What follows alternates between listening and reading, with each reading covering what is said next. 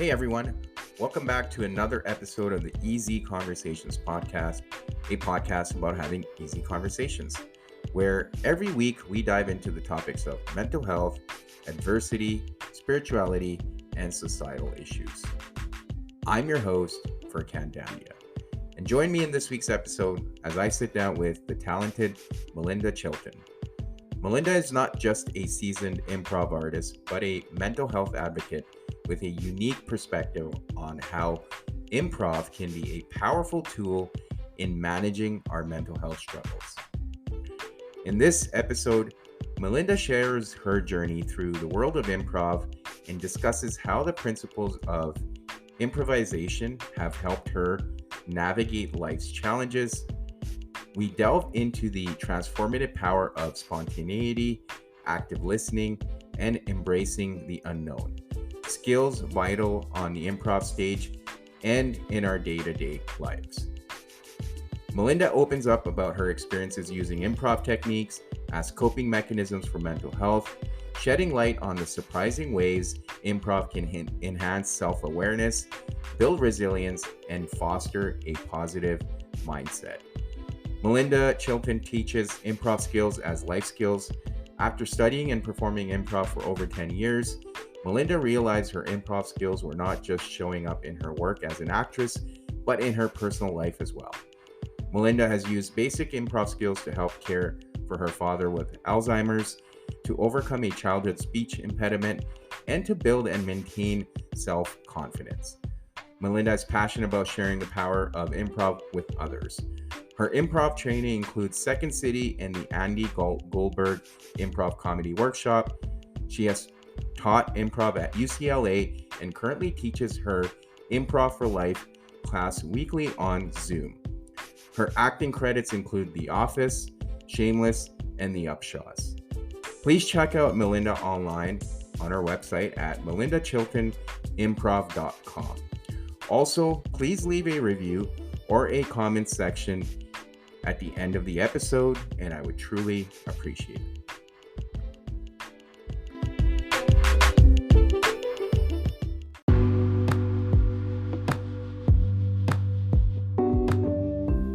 And a brief word for our sponsors.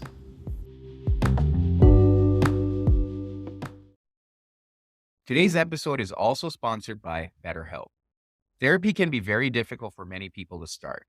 In my personal experience, when I was going through my divorce, therapy allowed me to bridge a significant gap. With the help and support of my therapist, I was able to uncover a lot of repeated patterns and behaviors that were impacting my life.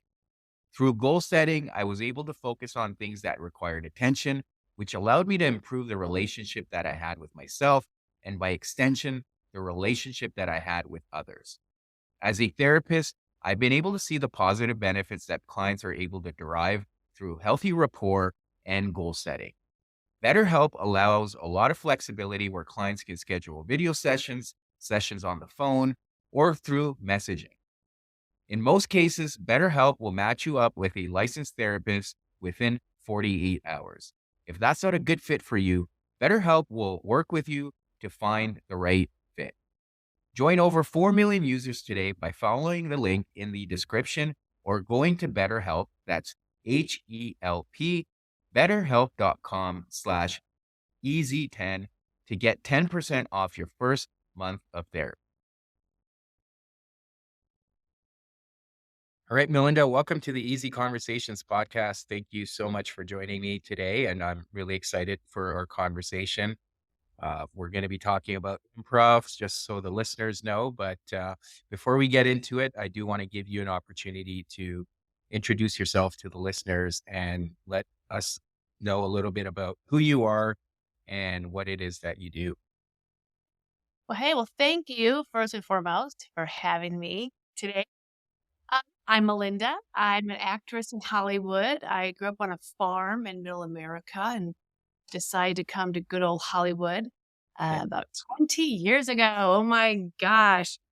And I snagged a few TV roles and movie roles and a lot of acting classes and improv classes. Later, I discovered personally I decided to take improv class and study the art of improv as a way to improve my acting and my audition techniques. And then eventually I started to realize, like, holy moly, I'm using my improv skills in my personal life, in my day-to-day life, when in my communicating with my agent and casting directors. And I thought, oh my gosh, that makes sense because life is one big improv Hmm. and we're improvising our way through it every day. I Yeah. mean, the store and the conversation you have with the checkout person is improvised. You know, Hmm. have a script when you left the house, what you're going to say when you got to the store. So life is just one big improv, and you are the star improviser Right. of your life. And I thought, wow, wouldn't it be great to teach improv to just everybody who wants to learn improv as a basic life skill? Hmm. And that's what I started to do on Zoom actually right now every Monday night. I teach an improv for life class, and my students have consisted of realtors, lawyers. I have a junior high science teacher. Mm. That's a master improviser right there. A waiter, go waiters. Those are some improvisers. I had a security guard, hairdressers, and it's just been a lot of fun. And everyone walks away with a lot of great life skills while having fun. Yeah, yeah, no, that's amazing. And you and I've chatted offline before, and we've talked about how improv can be beneficial when it comes to mental health. I Absolutely. recall reading in the book The Body Keeps the Score, which I've referenced on this podcast many times.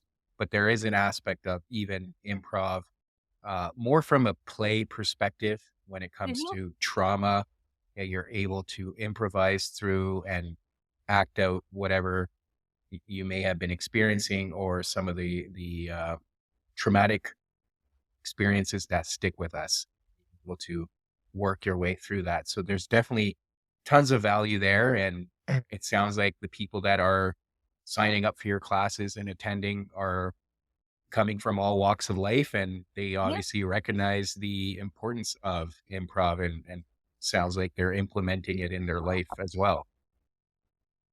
Yes, absolutely. I'm glad you mentioned the mental health aspect. I think is so important.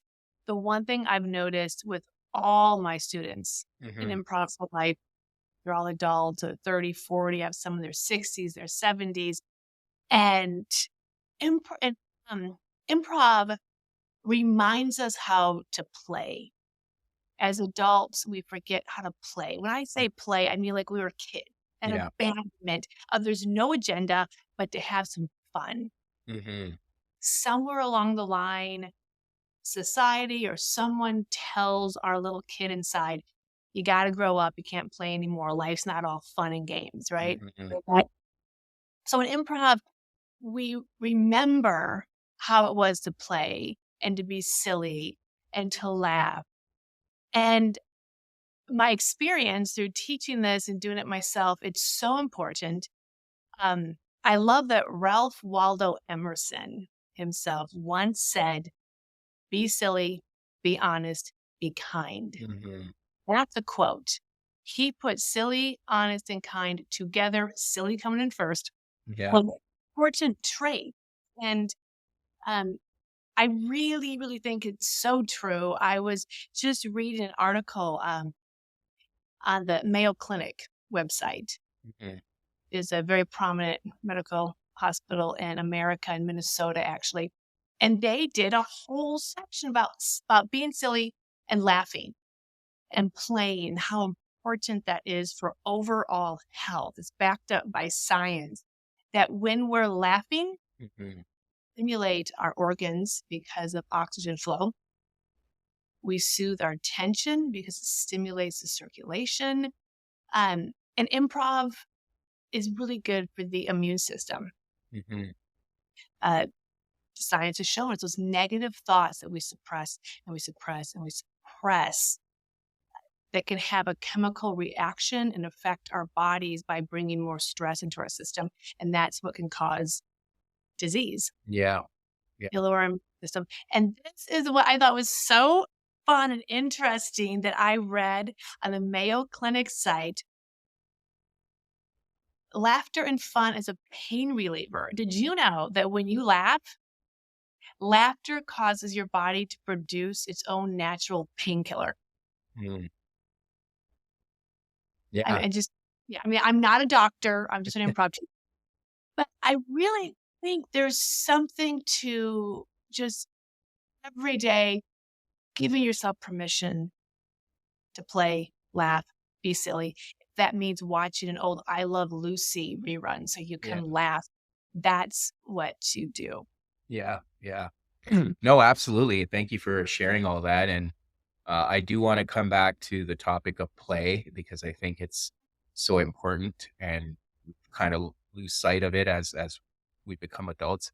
But I do want to understand from your perspective, as you've started to delve into improv, how has that benefited you and what are some of the things you've realized going through not only through acting, but building on the skill, I would say, of improvisation. Like, how has that benefited you on a personal level? Um, well, one, I was gonna piggyback on the whole play. One more thing I wanted to mention. Yeah. I note that when you allow yourself to play, Mm, you become a better problem solver. mm, And that is because play triggers your imagination. yeah. And you start to really exercise that muscle of imagination. And it takes imagination to be a problem solver, which I think is great in your life and in your business, especially if you are in corporate America and you kind of, we're always problem solving when we go to work. Yeah. Absolutely. And one of the things in my personal life is a couple of things.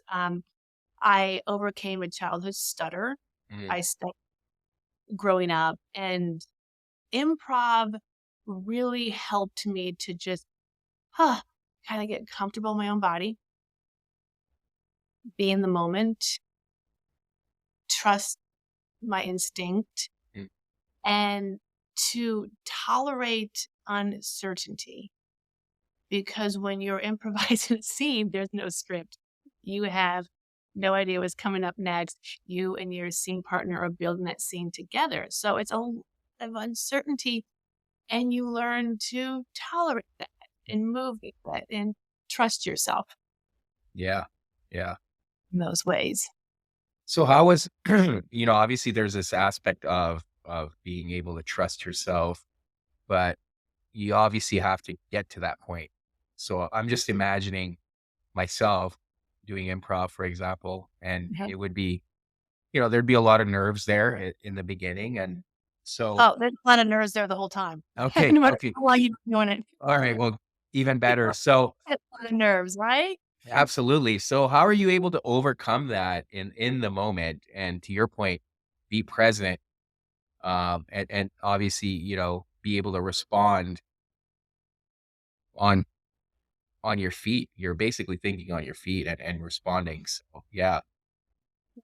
You learn basic skills. The number one rule of improv is yes and. Yes, I accept what my scene partner has said or what my scene partner has given me, and I'm gonna add something to it and give it back to him. And my scene partner will then accept what I gave, yes, add something to it, give it back to me. Is a great way to give and take and build together Mhm. versus if you say no. No, no, no. That's a denial. You'll be stuck in the mud. Then you'll really have a reason to be nervous because you're not moving forward. Yeah. Number one rule is yes and listening. You cannot yes and your scene partner if you did not hear what they Mhm. said. Mhm. So that really, you know that you're in it together. There's a saying in the improv world: bring a brick, not a cathedral. And you learn you're not responsible for building the entire cathedral. You're just responsible for one brick Right. at a time, Yeah. which helps with the nerves. And I always tell my students too, at least from my personal experience, especially as an actress, when I'm nervous, oftentimes it's because I'm watching myself and I'm judging myself and, oh my God, do they like me? Is this going to turn out? But if I throw all my attention onto my scene partner, onto where we're at, and really start listening, get my focus off Hmm. me Yeah. somewhere else, really helps let those nerves go. Mm-hmm. Yeah. I think it's almost similar to meditation where you're focused on the present moment rather than anything else that may be going around you. You're really dialing it in and paying attention to what's happening in that moment. And I could see why that is helpful from a mental health perspective too, because you're very similarly to meditation, again, becoming in tune with the present moment. So that makes sense. And I guess one of the rules I heard of improv was that you're not allowed to say no. If you're there, it's yes and, right? Yes, and Yeah. and I'll tell you a little story about the yes and rule. It kind of also applies to my personal life. Yeah. Is I tell people number one rule of improv is yes and Mm, yes. Say yes. Say yes to life. Get out there. Say yes. That puts you in your power. mhm, Of course, somebody always says, well, what if life gives you a bad situation? What if you're in an abusive relationship? What if your dog is dying? What if your purse got stolen? Am I supposed to say yes to that? mhm. And my answer is yes. Yeah. About 5 years ago, my father was diagnosed with Alzheimer's. Mhm, And at first, I was like, "Oh, no. No, no, no, not my dad. No, mm-mm, nope." I put my head in the sand. I was in denial. mhm. My family was in denial, and there sat my poor dad, because the Alzheimer's was not gonna go away Right. because we all decided to say no to it. And so, in this situation, I realized, oh, saying yes to Alzheimer's is saying, "Yes, I accept what's Mhm, mhm. Yes, I accept my dad has Alzheimer's.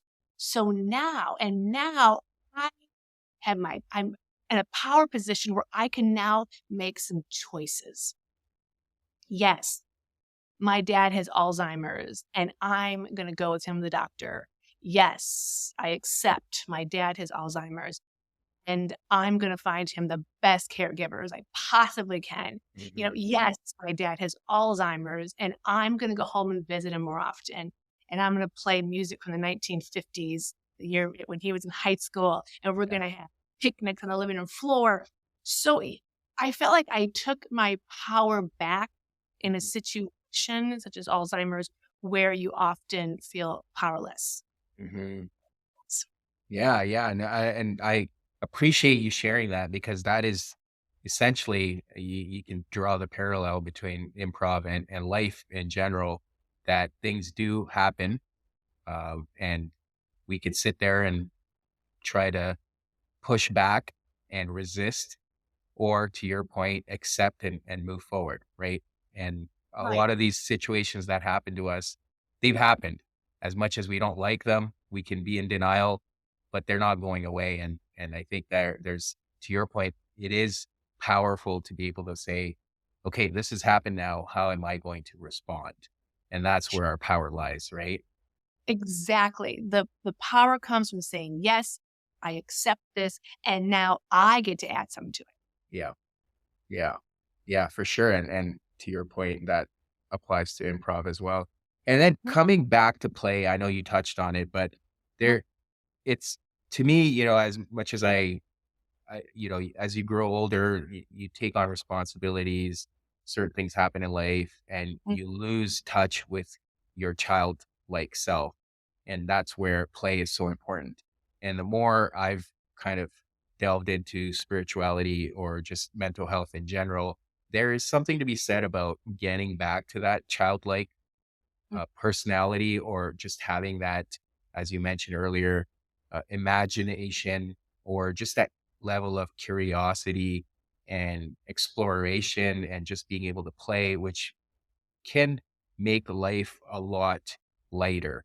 And I think the more serious we become, the more we get out of that aspect of play, we just continue to just, it feels like you're just going through the motions every day, and that's it, right? You're going to work, you're taking care of all your responsibilities, you're paying your bills, whatever it is, and the days just fly by. And meanwhile, you're not really finding anything meaningful or purposeful, because you've lost touch with that aspect of play. What are your thoughts with all of that? I agree. Yes, and when you were saying that, the word trudging along came to mind. Just Yeah. trudging along, and you're like, oh, when I retire, I'll play golf. Eh, But we're not all guaranteed to live long enough to retire right. in golf, or we don't know if our shoulders are going to let us swing that golf club. Yeah. We have to just right now. You've talked about the power of now, and improv really teaches you to be very present, Mhm. because don't be a minute behind, a second forward. Your power is right here in the now. And playing just opens you up to so many possibilities. And it's what play doesn't necessarily mean you got to go take out your old Monopoly board, or you need to skip down the street. Play is whatever makes you feel good, Mhm. joyful. And I always think a good indicator that you're really having fun and you're really playing is you've lost track of time. Yeah. When I decide I'm going to give myself some time to play when I'm at home, I have to set a little timer if I have to be somewhere. Yeah. you, you lose track of time. With all that said, yes, we have to be responsible. We have to go to work. We have to, make sure we get to work on time and make time for traffic and pay our bills. Um, but yeah, play really, I think it just opens you up. It opens up your imagination, your goofiness, and I think really, for me personally, it gets me really in touch with my inner child. Mhm. The inner child is the little girl I used to be. I think we all carry around our inner child, Yep. and they love to play. And sometimes I notice when I'm playing, here's what's part of the mental health comes in. I'm playing, it's like almost like my inner child will tell me something. Mhm. I had this aha moment.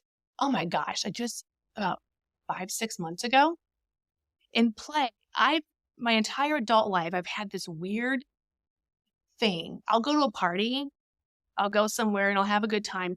And then I come home and I think everyone hated me. No one likes me. Oh my God. I can't believe, oh my gosh. And I sit there mortified and I'm like, Mhm. why? Those are some best friends. Why do I think no one liked me at the party? So I was playing and doing my inner child work. And I had this moment. I heard my inner child say, Rita told me one day that no one likes me. Mhm. Okay. And I had forgotten when I was in second grade, I was in gym class. Everything was going great. I was a happy little second grader. And this a fellow 7-year-old, Yeah. Rita, came up to me and said, hey, you know that no one likes you. And I went, Mhm. no, I didn't know that. Really? And I I thought, oh my gosh, I'm still carrying that with me. Mhm. Yeah. Decades later, but it was during play and just having then my inner child said, "Hey, remember how Rita said no one likes us?" And I went, well, we're gonna sit down." So I sat down with my inner child and I said, that was a lie. That Mhm. Yeah. Yeah. she was not. So my adult self could talk to my inner child and just go, Rita was wrong, Yeah. and Rita, when I thought back, I was like, oh yeah, when I looked at her life as a adult looking at little Rita, I was like, oh yeah, she probably had a tough little childhood, that little girl. And Mhm. so she probably, was just projecting. Is that the word? So Yeah. I just to really sit down with my little girl and say, we're going to stop playing for a second and let's talk about Rita. And that was wrong. Hmm. Okay. So we're going to let that go. And so I still go to parties and go, oh God, people don't like me with that. But then I go, wait a minute, that's Rita. And Rita was wrong. Yeah. And then I feel better. Yeah. And Yeah. play. For sure. Yeah. And I think there's something to be said about being able to express or give that childlike expression. Otherwise, you end up unconsciously expressing it in different ways. And perhaps in those cases, it's maladaptive or unhealthy. And Mhm. Carl Jung talks about that to a certain extent. So I do see some truth to that. So it's being able to give ourselves that opportunity to have that childlike expression. And as you mentioned earlier, it needs to happen in balance. It's being able to schedule that time, not engaging in that all the time. But yeah, Right. You skip around the office. I mean, maybe you could, but yeah, yeah, absolutely.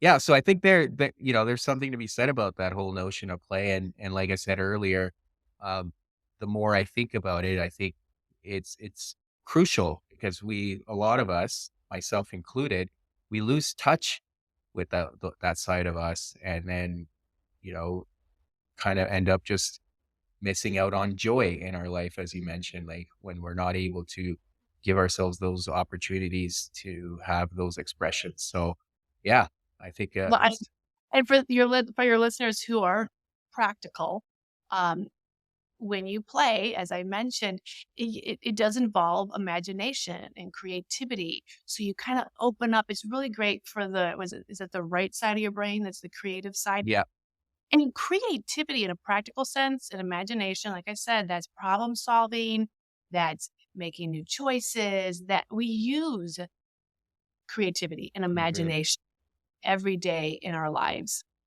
You know, if you're making dinner and you're out of onions, you got to create something else, right? That's creativity. You go to the office, your boss is like, hey, that delivery didn't come in, but we need it. What are we going to do? yeah, You can use your creativity and your play and find a solution. yeah, absolutely. Yeah, no, it's all of it is crucial. And from I guess for people that perhaps want to get more involved in improv or want to learn more, what are some ways they can do that? Because, for me, I would probably look around locally, but it's not something that you can easily find. But how do you Mm. get improv classes or sign up or I would definitely just Google improv classes near me. If you're in a larger city, near a city, you can always come and audit my class. It's on Zoom. It's 7 o'clock to 9 o'clock Pacific Standard Time every Monday night. Hmm. So you can contact me. I'm sure I can leave my email or Yeah, something. yeah. We'll put Yeah, that in the show notes for sure. just say I saw you on Easy Conversations, and yeah, but definitely look for improv classes near you. You can also often Google, go on YouTube. People are always doing little improv tutorials on YouTube. There's also improv games you can just play by yourself or with friends at Yeah. home. Yeah, yeah, yeah, for sure, for sure. And I know you said you wanted to do maybe a demonstration, so I feel I kind of throwing myself under the bus here, but Okay, here's a fun one that we can do. I just did this in my class last night. This is kind of a little warm up. all right, This will force you to listen and to be a little creative. Okay, and trust your instincts. It's called, let's see, bear with me. First letter, last letter. okay, Okay, so we're gonna have a conversation. The last letter of my sentence will be the first letter of your sentence. okay, Okay. So if I were to say, I have to go home and feed my cat, cat ends in T. So you might say, there's not enough time for you to feed your cat. We're late to the movies. okay, Okay. all right, got it. You want to try it? Yeah, let's do it. You can start, and I'll follow your lead. Okay. I I'm so happy we came to the beach today. Yes, it was a great experience. I'm happy too. Oh my gosh. Was that a whale jumping out of the ocean? Nope, that's a shark coming right at us. So scary. This is like Jaws. You think he'll come flying up on the beach? I want to see him fly up on the beach. However, Yeah. however, I don't know if that's a good idea because this shark may take us down as well. Likely, but I probably shouldn't wish such ill will on the shark. After all, he can't breathe. He needs the water. So I hope he stays in the water. Right. That's probably a good call. And let's both hope he stays in the water.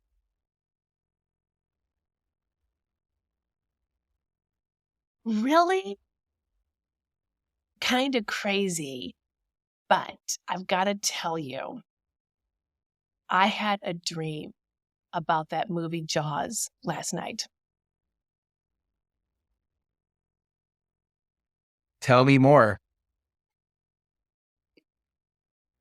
Every Saturday night, I have a reoccurring dream about Jaws. It's the strangest thing. Gosh, that sounds like quite the dream. How long has this been happening for?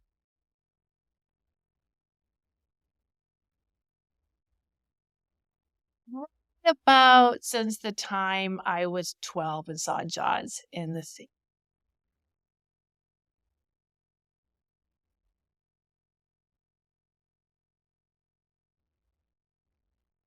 Everything's starting to make sense now.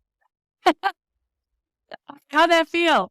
That was, I mean, definitely I wasn't adding a lot there, but, uh, yeah, that was kinda cool. That was not as bad as I thought. So, yeah. That's more of a warm up. Like it's Yeah. a great little brain teaser. I think it's great for both sides of the brain because the left side, the analytical is looking for the letters, whereas Yeah. the right side is also doing the creative things, Yeah. to get balanced game. Yeah. I think very good at improv. Well, I don't know about that, but I appreciate it. You're being very kind. But I do so here's the thing, though. I did feel, again, very present moment, very Mhm. focused, and I was able to just shut everything off because 'cause I'm just so focused on what you're saying and also in trying my best to continue the story, right? Right. So I'm waiting That for that letter, and I'm also following the story. mm, So, yeah, I mean, if for the listeners, I would highly recommend it if even if you're having a rough day, right? Just and you try it can out. play it in the car with your kids. If you're having a rough day too, yeah. I do it sometimes by myself. I'll just talk to myself. And every sentence, I have to start the next sentence with the last letter.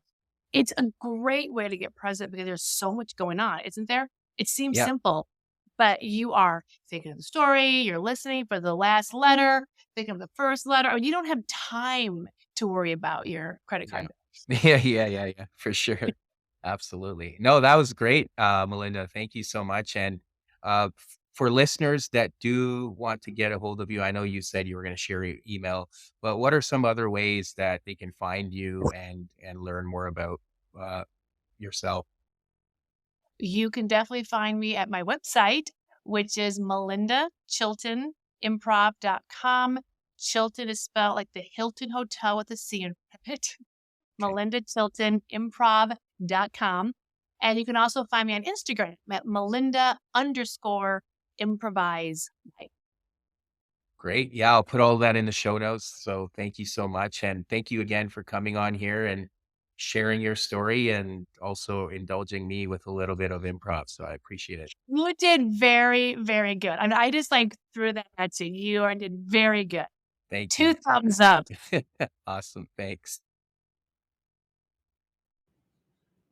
Thank you for checking out this episode with Melinda. As always, please leave a comment in the comment section or a 5-star review. And if you haven't done so, please subscribe to the podcast on Apple Podcasts, Spotify, or YouTube. Those are the easiest and best ways to support this podcast.